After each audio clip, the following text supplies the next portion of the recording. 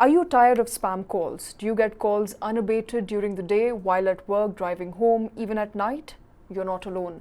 Last year alone, telecom operators received, in fact, 9 lakh complaints compared to 8.5 lakh complaints that were received in 2021 and 3 lakh complaints that were received in 2020. So 3 lakh in 2020, 9 lakh last year. These were overall complaints that were received, and the data, of course, was shared by the government in Lok Sabha by way of response.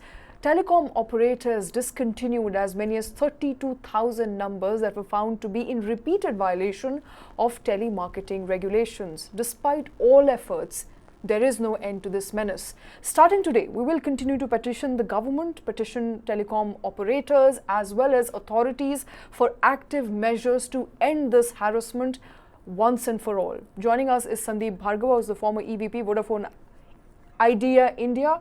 Also with us is Krishna Kumar, my colleague here in the studio. Krishna, good afternoon. Spam calls has become a problem that everybody, from a CEO to perhaps a young person who's just started using the mobile phone is dealing with. The problem here, to my mind, and correct me if I'm wrong and perhaps you can elaborate further, is that data is so easily available for everyone that telemarketing companies, no matter who you are, no matter what you do, the moment they get your number, they find a chance, they give you a call. Right, true. And that's the reason why you've seen the Telecom Regulatory Authority of India wanting to put the onus on the user, the mobile phone user, the connection user, for them to register their consent on a website, on a platform, on whether certain numbers that they want to get the phone, spam calls or not. And therein lies the consent issue, because we keep discussing how yes, spam calls are a menace, but no, I'm sure like some of us find out about certain things only through these general marketing calls that we do get. So in that sense, whatever be the case, there has to be consent that is gotten from the user to even allow these calls to come through and block it at that level. That's what, even before it comes to your phone, and that's what the Telecom Regulatory Authority is moving towards as we speak. So I'm still hopeful that something will be done, because Shweta, essentially what you're talking about is data from before, where no action it was taken. So yes, that data does sound really terrible. But the hope here is that going forward, now that you know the veracity of the problem, the size of the problem, literally in terms of the final number of spam calls that people got, I think it's time that action is taken faster, and that platform which is meant for registering users' consent and also asking for it again and maintaining it, because consent once given doesn't mean consent forever, to make sure they get calls from certain numbers only and they don't get calls from certain other numbers. And that process needs to hasten up, from what I understand. All right, so that would be a process that would allow certain telemarketing companies to call you on the basis of your preference. Yes. There is a two-pronged problem here. One is a problem that telecom authority will have to cater to, and that is with respect to consent and what people want to really, what calls they want to get, what calls they don't want to get. Other problem is with respect to data that is freely made available to a large number of companies, as a result of which they profile you on the basis of the car that you drive, on the basis of the loan that you have, etc., etc., all that information, making you a potential customer. The Telecom Regulatory Authority will turn around and say, what are you going to do about your Facebook feed? What are you going to do about your Instagram feed? There's so much spamming that's going on in our Facebook and Instagram feeds and our Twitter feeds, simply based on, because our phone listens to things. You start seeing things in your Instagram because you had a conversation about it with your phone in your hand, not even on the phone. So, the question here is that data and data protection is a larger problem.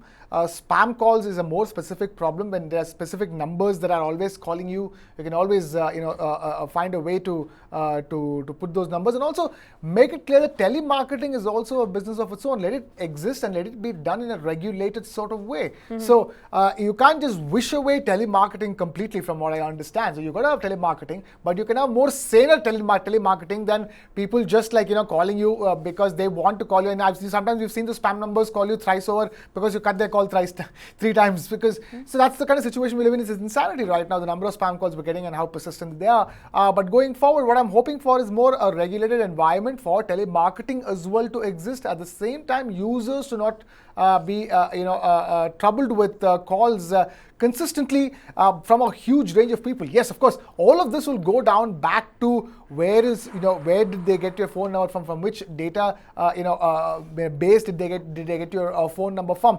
But then again, with the where all our phone numbers are available right now, that is where the users vigilance comes into place. Shweta, really make sure your phone number is not available across a variety of social media platforms. Make sure your mobile number is not put in any kind of a public forum for it to be picked up by just about anybody. So it's the same way, I think, like social media, you don't want people to know too much about your life. Then don't show too much of your life on social media.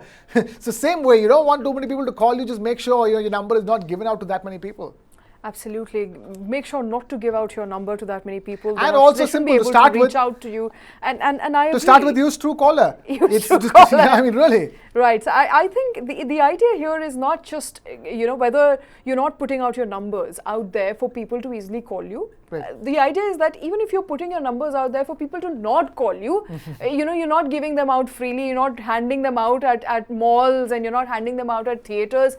You are genuinely going to buy a product where you are required to write down your number, in which case too, and I remember I'm taken back to a story I did in a former organization, Krishna, where we were supposed to understand how easily is information made public and made available.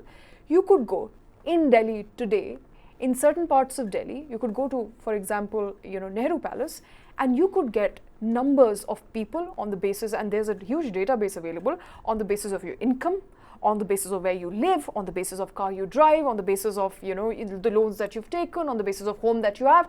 You can use any of these filters and easily buy this data. So my concern is, it's, onus of course is always on the user to be careful. You've got to be careful. You've got to be careful. How about data protection? Which is where I think it becomes a concern of not just the telecom authority, but authorities in general, who are expected to protect our data. Right, it's true, but global data protection rights is a larger debate. I really wonder how the Telecom Regulatory Authority of India is going to take this forward, but I think that's the reason why they're trying to first of all vet all these telemarketing calls, from where these numbers come from, these calls come from, and also they finally tracked down to the number of spam calls out of all of them. And then you have a final number on them. And in the meanwhile, they're trying to put up the platform. So, I still, at this stage, will only look towards the Telecom Regulatory Authority of India's further steps in terms of, ascertaining users' consent into getting these telemarketing calls. Absolutely. And Sandeep Bhargava, who's currently founder of Leap EdTech, is joining us this afternoon. Sandeep, good afternoon. Thanks very much for taking time out. I want to quickly begin by asking you, what can users do at this point in time to protect themselves from unwanted spam calls? There are different types of them, different variety of them, but what can we do imminently at this point so as to protect us? See, I think you very rightly pointed out to the question. The ecosystem is too large. And it is highly dependent on us as an individual to ensure that we don't just keep on sharing our data to everyone. We should see and read the consent which is to be given, and only give it to authorized people who are supposed to collect this data. Otherwise, what happens in a very subtle way, you go to an exhibition, you go to some area, somebody will give you a slip, sir, there is a 5-day holiday trip. Why don't you give us your details? And people just sign it off on the lure of getting a trip, free trip, and they sign it off. So these kind of data which is being unsolicitedly given is a real problem for us. So it is not only the telemarketing companies, it is we as an individual, we have to really secure ourselves to ensure where we should give and we should not give our data. So that's one prime thing. Secondly, we should keep on registering on the DND at the TRI website as much as possible. And people who are educated, they can just do a tweet, they can write an SMS, there is an SMS number given. Keep on doing it so that awareness programs for this should be much more put across educationally in schools, colleges, marketplaces. Like people advertise for their products, at the same time there should be phone company ads also, or some operator ads also. Don't answer these unwarranted calls. Register yourself on this particular number, send an SMS, do a tweet, or block it. So these actions are also very important on part of the consumer to safeguard yourself and ring fence from these unwanted callers, because you are the one who has given the data. That is why they are calling you. They don't have it otherwise. and penalize the companies who share the data, who sell that data in the market. So that's a two-way process. You ring fence yourself, protect yourself, as rightly pointed out by our colleague Krishna Kumar. Data privacy laws are still not there. So once you have those data privacy laws in the country, there will be a lot of curb on these companies which are sharing the data. So they need to be penalized and made responsible. Absolutely. Okay. And one of the first steps that perhaps somebody can take is to activate caller ID. Let's get those graphics back on screen. Let's quickly apprise our viewers on how to do it, Krishna. How do you activate caller ID and spam on your Android phones? Let's get that graphics quickly. You open the phone app, you tap the 3 vertical dots, then choose settings, post which in your settings menu, you select spam and call screen to turn it on or off. You can also choose to filter spam calls. These calls are visible in your call history. You can check the Google Phone app help page for more information on activating caller ID. Now, these are some of the very, very basic steps that you can take that a lot of people are not aware of at this juncture. What, according to you, Sandeep, and before I let you go, this is an important story. I'll keep coming back to you. In fact, we as a network are hoping to, petition the government, petition authority, and make it a campaign. We want this menace to end. Consumers want this menace to end. What are some steps that government should take in your view? We talked about a digital consent acquisition that government is trying to build. This data, nearly 1 million, is as of last year. We don't have data for this year just as yet. The year hasn't ended. But I'm assuming from the way we deal with it on a daily basis, you're trying to constantly disconnect these spam calls. The data could be higher, not lower. It's never been lower since 2020. What, according to you, are some of the most imminent steps that Government of India can take, the authorities can take to ensure that people they don't have to go through this torture, this harassment? If you recently see, the government has taken a step where they have asked the operators to put in AI-based filters into their system. So that's happening while we are talking. The couple of operators have already put that in place, and we are finding some difference. As a user, I can say, I don't know about the others, but as a user, I can say that what was happening the last 2 months has really gone down. So the filters are working somewhere, but it is not wholly and solely responsibility, as I said, of the operator to do it. Because these telemarketing companies are very smart. They will change their numbers. They will have one number today, they will have a set of 20 numbers and then make calls from those numbers. So to get out of the ambit, so government also has to increase their vigilance on these kind of companies who are frequently changing the numbers, get the data from the operator, that which are the bulk numbers getting changed every day.